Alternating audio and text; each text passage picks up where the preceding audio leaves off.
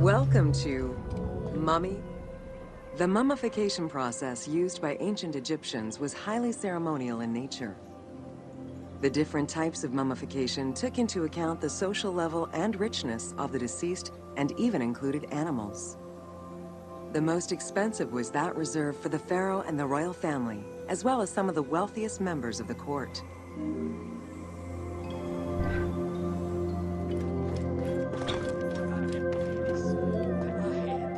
The first step was cleaning.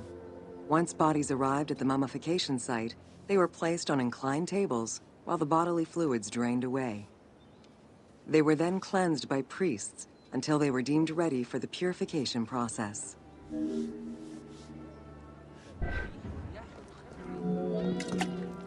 The purification of the body began with a libation from sacred water. The priest then fumigated the body with terebinth resin. After the ritual cleansing, priests used oils, spices, and all kinds of essences to further purify the body of the deceased. Finally, all body hair was meticulously removed.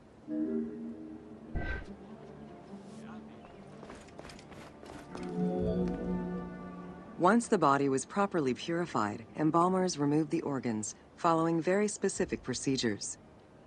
First, the brain was extracted by inserting a spoon through the nostril to break the ethmoid bone. Then, using a spatula, the pieces of the brain were removed as thoroughly as possible. What matter remained was extracted after a process of liquefaction, achieved through the use of a caustic liquid. The cranial box, once emptied, was rinsed and disinfected with palm wine, and then stuffed with strips of linen cloth and liquefied resin.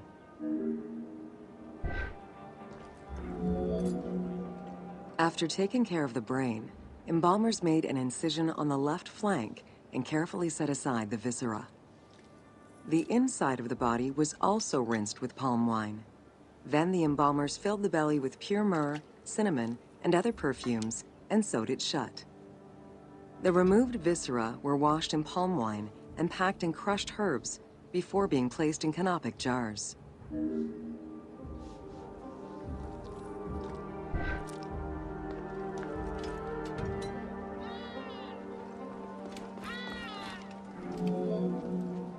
Canopic jars were placed close to the sarcophagus or kept in a chest nearby. At first, the viscera were wrapped in tissue and placed in the vases. As the ritual requirements became more elaborate, ointments, spices, and even water and natron were added to the process.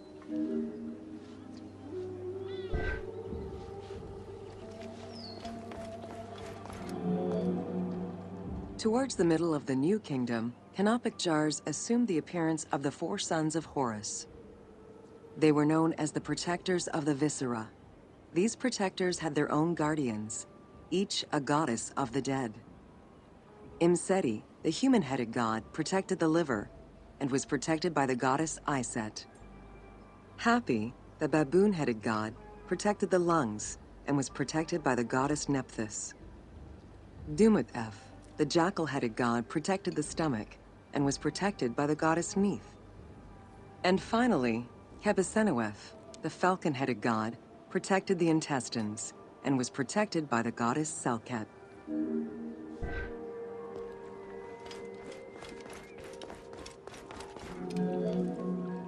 Natron is a naturally occurring mineral found in evaporite.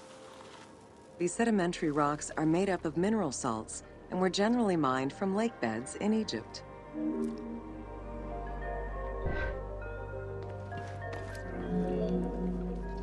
Embalmers used natron as a desiccant to dry the flesh and stop the corpse's putrefaction process. Once the body was cleansed and eviscerated, the deceased was covered in natron for about 40 days. Once desiccated, the body was prepared to be wrapped in strips of linen.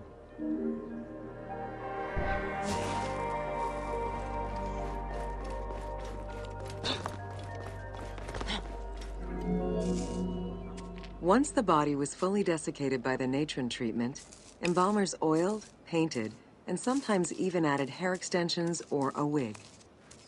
They often used a henna-based antiseptic preparation to give the body a more colorful and lively appearance while preparing it to resist molds and fungi.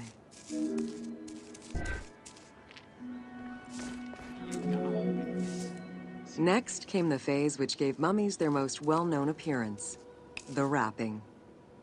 Originally, each part of the body was wrapped separately. Men had their arms crossed on their chests, while women had the right arm folded over their breasts and the left arm stretched along the body. However, techniques evolved over time. Eventually, the body as a whole was wrapped with limbs alongside the body, and increasingly sophisticated and different techniques of weaving flax bands were developed.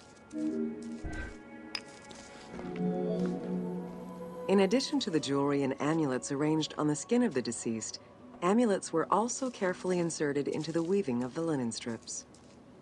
Each amulet was linked to a myth or to an ideological belief related to rebirth.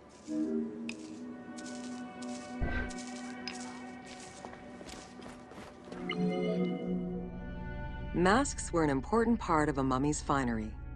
Early wooden funeral coverings were very expensive, however, and soon replaced by masks created through a technique known as cartonnage. Masks fashioned with this method were created by laying several layers of linen or papyrus pulp on a base made of mud or straw. Cartonnage was used for more than funerary masks. Ornaments and the animal coffins of the late period were also made in such a fashion.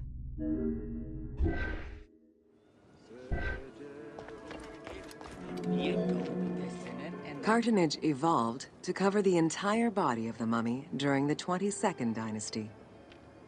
The mummies were placed on a board inside a rigid envelope of cartonnage, which was laced at the back with a string. Extremely cost-effective and visually pleasing, this technique was very popular through all layers of the society.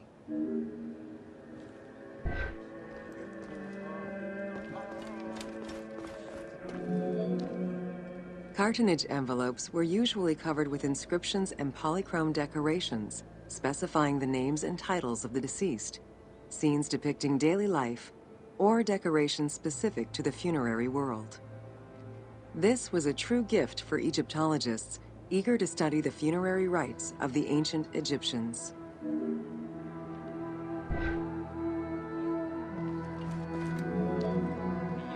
Once the mummy was properly wrapped and adorned, the embalmers proceeded with the ceremony of the opening of the mouth. A vital step of the funerary process, this ceremony was meant to bring back to life the deceased themselves or an object representing the deceased.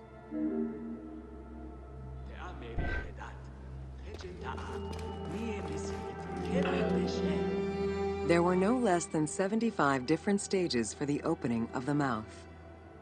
It required the application of the same oils, ointments, spices, and perfumes used during the mummification process.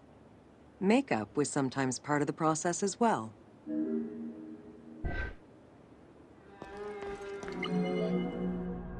The last stage of this long ritual was the act of touching the mouth with the adze to symbolically allow the breath of life to infuse an inert body. Its performance was reserved for a very specific set of people: priests who wore the mask of the god Anubis, a close relative of the family, or by the heir to the throne.